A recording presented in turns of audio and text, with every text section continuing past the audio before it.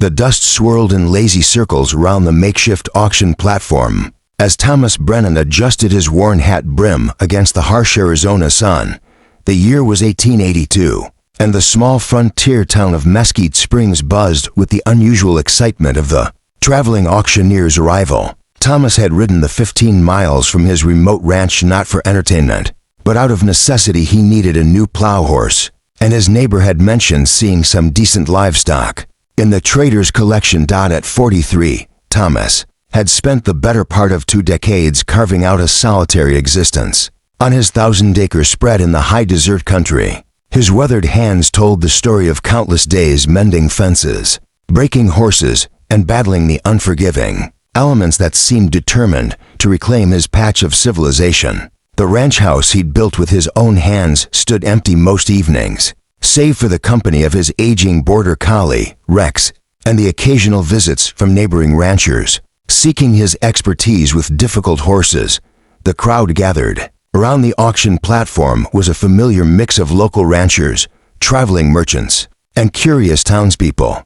Thomas positioned himself near the back, his keen gray eyes scanning the livestock pens for a suitable workhorse. The auctioneer, a portly man with an impressive mustache and a voice that could carry across the desert, began his rapid-fire commentary on the first lot. A pair of oxen that looked as tired as Thomas felt. As the morning progressed, Thomas found himself growing restless.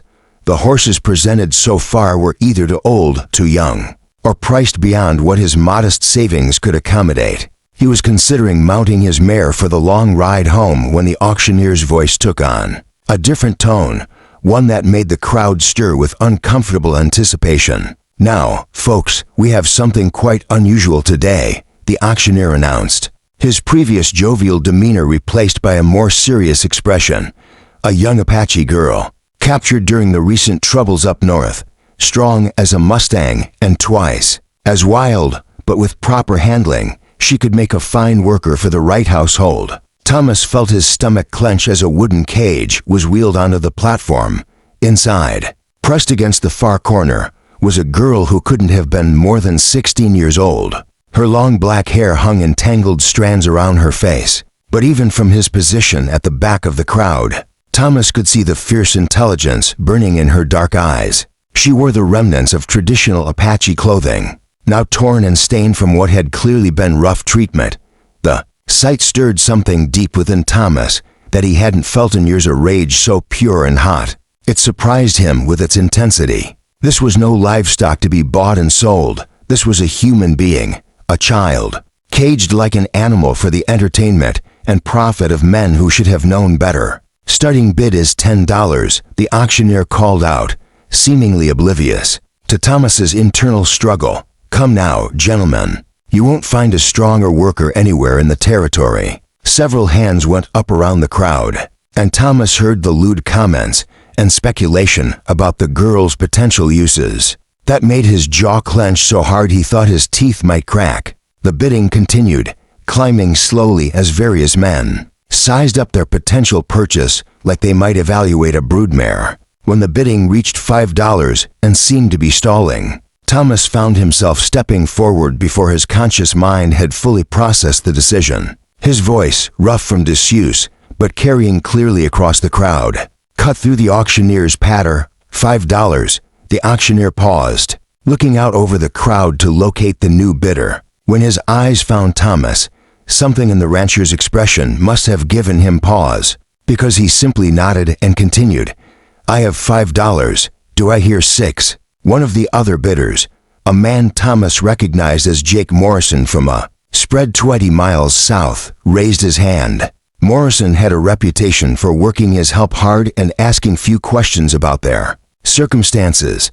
The thought of the girl ending up in his hands made Thomas's decision even easier. $10, Thomas called out, his voice carrying a finality that seemed to settle over the crowd like dust after a windstorm. The auctioneer looked around expectantly, but no other hands rose. Morrison scowled in Thomas's direction, but made no further bid. After a moment, the gavel came down with a solid thunk. "Sold to the gentleman in the back for $10. As Thomas made his way forward to complete the transaction, He found himself avoiding the girl's eyes. He could feel her watching him, probably trying to determine whether her situation had improved or simply taken a different turn toward the same inevitable conclusion. He handed over his money to the auctioneer's assistant and accepted the key to the cage, his hands trembling slightly with a combination of anger and uncertainty. The crowd began to disperse as the next lot was prepared, leaving Thomas standing beside the cage with no clear idea of what to do next. Finally, he forced himself to look directly at the girl inside. What he saw there nearly broke his heart, not fear, as he might have expected, but a kind of resigned defiance, as if she had already accepted whatever fate awaited her, but was determined to face it on her own terms. "I'm going to open this cage," Thomas said quietly, his voice barely carrying over the ambient noise of the auction. "I'm not going to hurt you.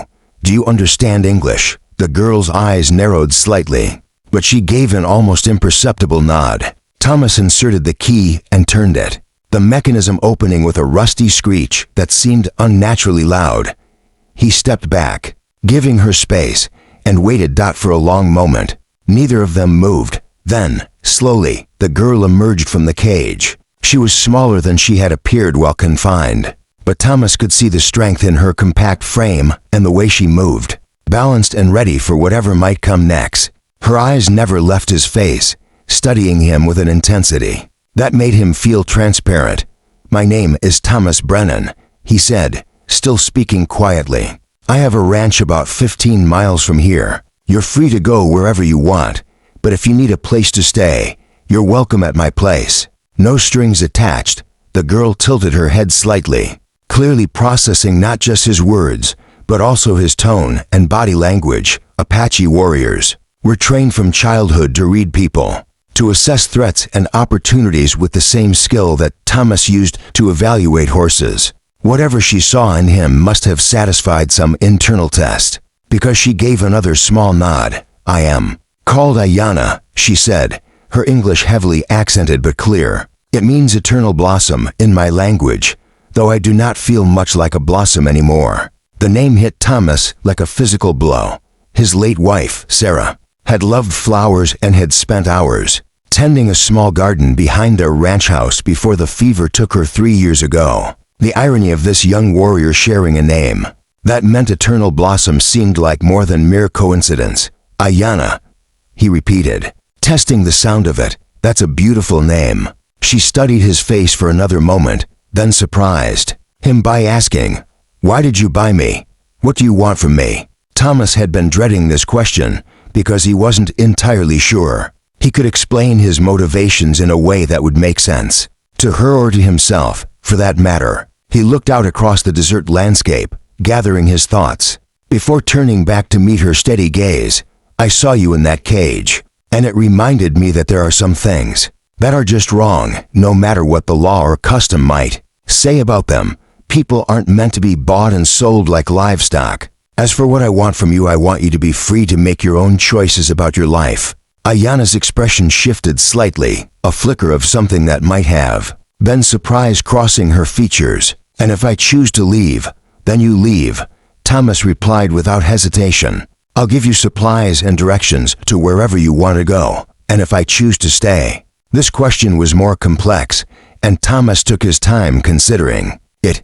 "Then you stay. You have your own space, food, whatever you need. If you want to work, there's always plenty to do on a ranch, but it would be your choice. If you want to learn about this world you've been forced into, I can teach you what I know, but you'd be free to come and go as you please." Ayana was quiet for a long moment, her dark eyes searching his face as if she could read the truth of his words written there. Finally, she spoke, her voice carrying a weight that seemed heavy for someone so young. "My people are scattered. My family." She paused, swallowing hard. "My family is gone. The soldiers came to our village in the early morning, when the mist still hung over the mountains. They said we were to be moved to the reservation, but there was fighting and fire and screaming. I ran into the desert, but they caught me too." Days later, Thomas felt his chest tighten with sympathy and anger. He had heard stories of the military's increasingly aggressive tactics in dealing with the Apache, But hearing it from someone who had lived through it brought the reality home in a way that newspaper accounts never could. "I'm sorry," he said, and meant it.